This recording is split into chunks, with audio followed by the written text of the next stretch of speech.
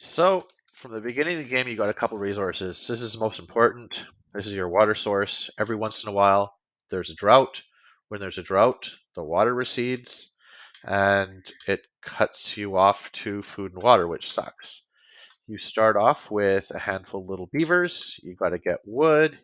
This is like the free food that you start off with. You eventually plant more important, the better, more nutritious food that you get more bang for your buck.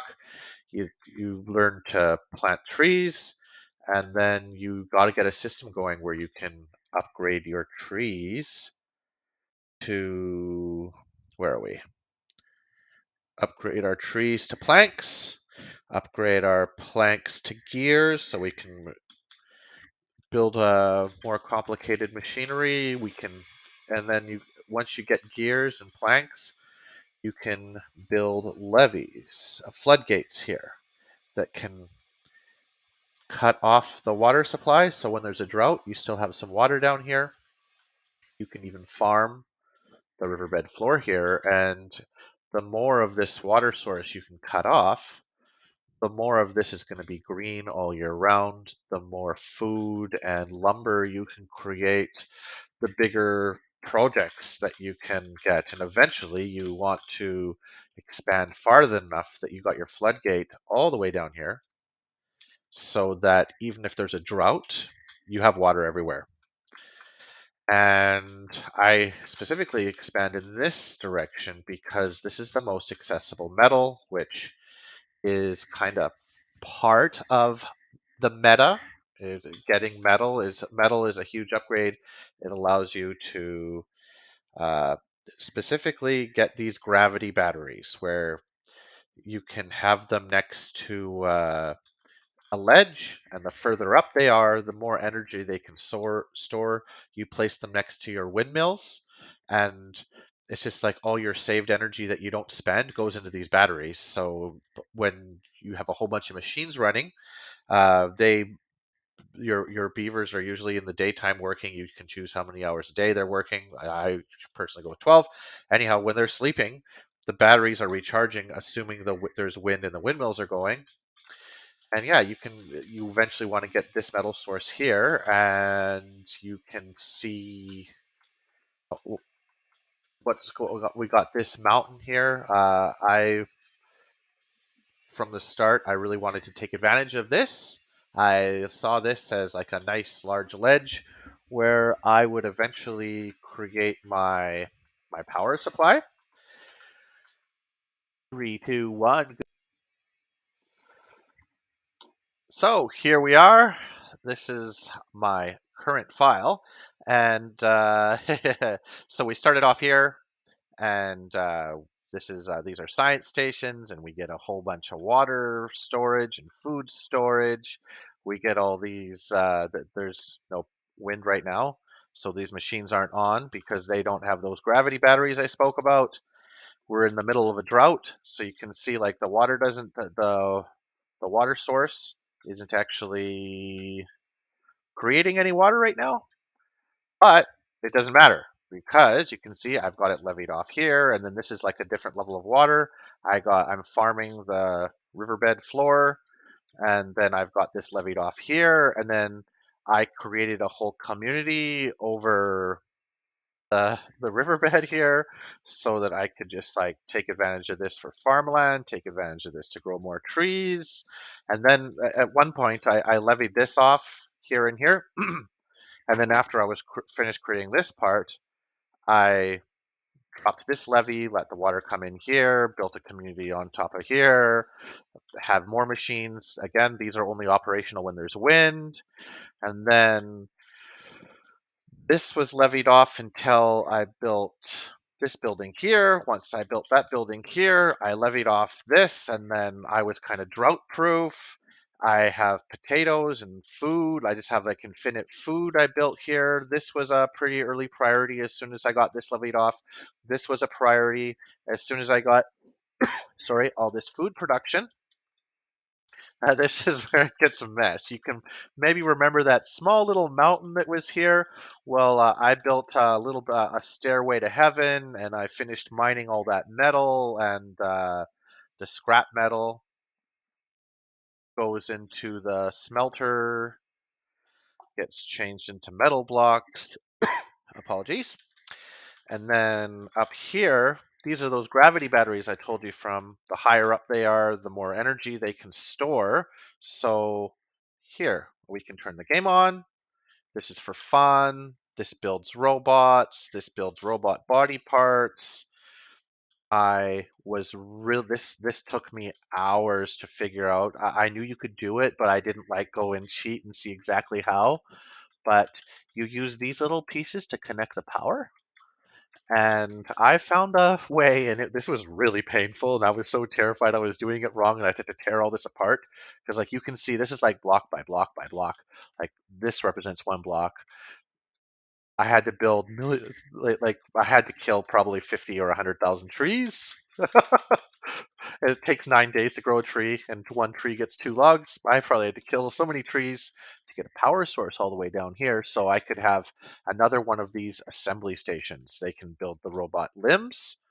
They can build robot chassis and heads, and then they get assembled here into like they're like androids, and they don't get tired. They just have to live off of this biofuel, which I make with these refineries, which you just use. I use potatoes and water to make them because I got so many potatoes and so much water.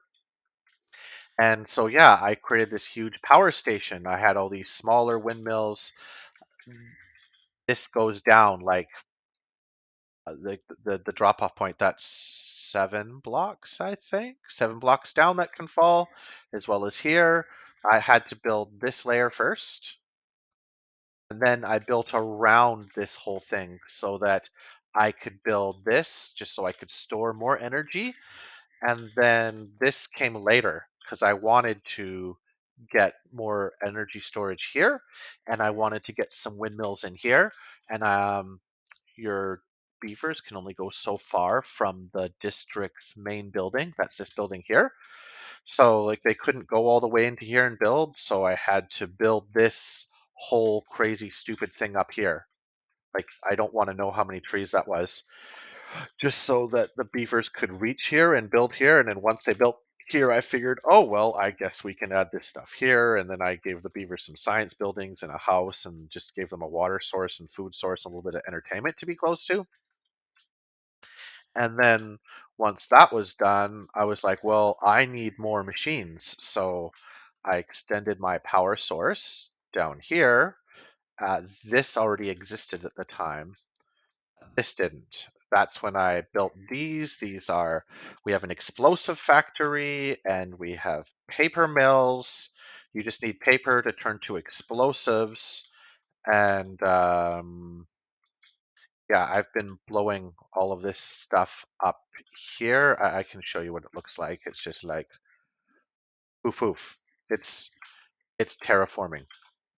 It's poof poof.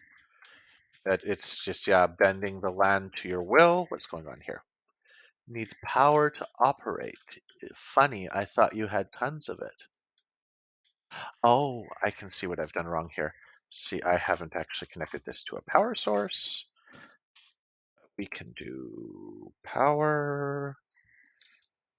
Yes. See, the game is lagging now. It's not my computer. It's just I got too much going on in the game, and it's giving the game a really hard time. But I don't care. We're having fun here. Yeah, I need to get this carousel so people can be happier. But yeah, we're making explosives. We're making paper. I decided one day I'm going to have too much machinery going on. I need more power, so I built more of these larger windmills, which have double the potential power output because the stronger the winds, the higher the output. These can put out 200 horsepower maximum. These can put out 400. And then I connected these so that they can also recharge these batteries. Geez, and yeah, so like this place is building robots. Robots, most of the for the most part, I don't I'm just setting robots up to do work that's so far away from civilization, so far away from fresh water and resources, because it's easy for them to exist there. And I just need to, like, this is even too far for them to go. I've built this mine where this is infinite metal, which represents me being immortal. If I can finish building that, then I can I can't do anything to soft lock myself in the game. But there, if you spent all of your metal before getting here, you could potentially soft lock yourself, and then yeah, you're not having a fun time. This used to be all raised up, and yeah, I've just dynamited the hell out of this because I'm trying to find out how much water I need to introduce into an area to try and get I want to get more green space. I have this idea of creating a community in here that is just I want to have robots farming around here in the future, and then I want to like have like a bazillion beavers. Like I only have a total of 393 beavers. I want to build a house where I can put like 1,000 beavers in here, and the robots can just be coming back and forth, feeding them food, feeding them water. That's my crazy idea. And I don't even know if it's possible. I'm just seeing how close I can get to that goal. But yeah, like my first goal was just okay, let's make everything we need here and survive and just be completely self-sufficient. So if I went out and walked for a couple of hours and this game is on idle, I'm still building up resources and no catastrophe is going to happen. We're all going to survive it. But yeah, that is Timberborn. That was quite long-winded, but hey, like this game is deep. It is so much fun. If you like Lego, I think this is the game for you. I like, geez, man, this really takes me back to being a kid and playing with my Legos. Uh, there's so many different kinds of buildings where you can stack things on top of the buildings. Like that, that's I've built these stilts on top of a storage system. Here you can see we have a warehouse. On top of it is a house. On top of it is a rooftop terrace. Here we have a house on a house on a warehouse, and you build one building at a time. You kind of try to put some larger buildings together at the bottom, so you can create a larger surface area, so you can have more things on the second floor.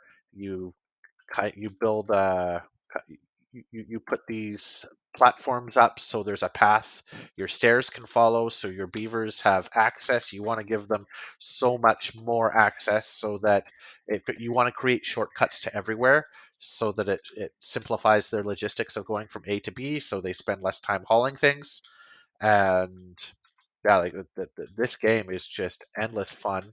It's still in early access, and I can't wait to see what they can do with this game next. What do we need here? We need power. We need a long one. We can go, come on, here. We can go here. We can go here. We can change the priority so that they will build this first. And it might be easier for them if you build if there's a path to where they're building, it's a lot easier for them to get there. It's always a good idea to click on a building in your district. If it's green, that means it's like easier for them to get there. It's closer to your main building. If it's red, it's harder for them to get there.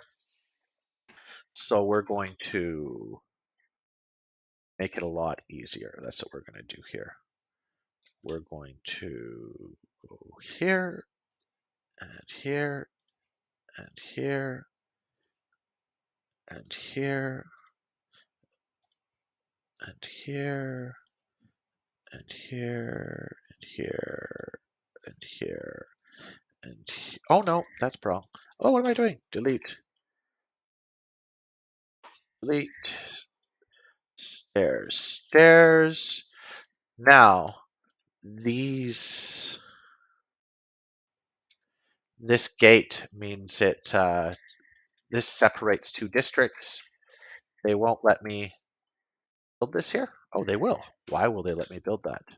Oh, because it's not connected here. So we're going to,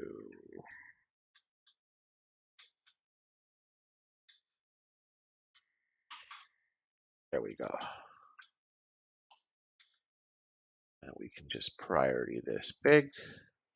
Before I was using robots until I have uh, infinite metal. I'm really hesitant to have robots do too much work because they do have limited lifespans and they're very expensive to build. And I feel like I need to build 3 more of these, maybe 20 million more of these. I don't know. It's really crazy. I feel like I'm going to build a district here that's going to exist just to live off of this power source, just to build robots and then send those robots out around the world to complete my mega projects. But yeah, I think I'm actually done explaining things now. I hope you enjoyed watching this. I don't do this kind of thing very often, but I've gotten so enthusiastic with this game, thought I should share. Hope you had fun.